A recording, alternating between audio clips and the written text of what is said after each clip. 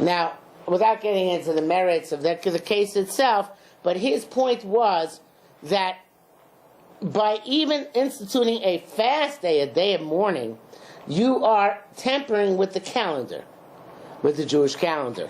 And you can't tamper with the Jewish calendar unless there is some sort of specific spirit which permeates that day, which is recognized by the sages of the period as having been manifest on that day.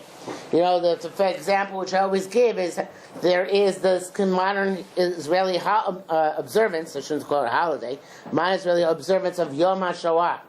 Who knows what Yom HaShoah is?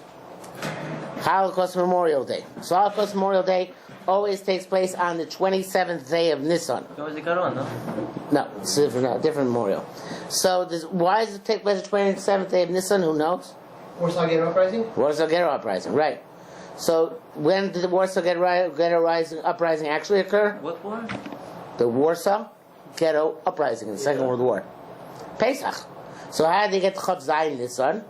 Secular day. So the answer, right. So in 1951, or whenever it was when the Knesset made the law, so the date on which, the secular date on which the Warsaw Ghetto Uprising had been held 8 years earlier corresponded to Chav Zayin Nisan. Right? Even though the Hebrew day of the uprising was the first day of Pesach, the second day of Pesach, the first day of Pesach. But since the secular day that year, 51, corresponded to Chav Zayin Nisan, so they made Yom HaShoah and Chav Zayin Nisan. Now this is something which is unheard of in terms of random, it's like in America, right? If a holiday is inconvenient, we push it off to Monday, right? So we can have a long weekend.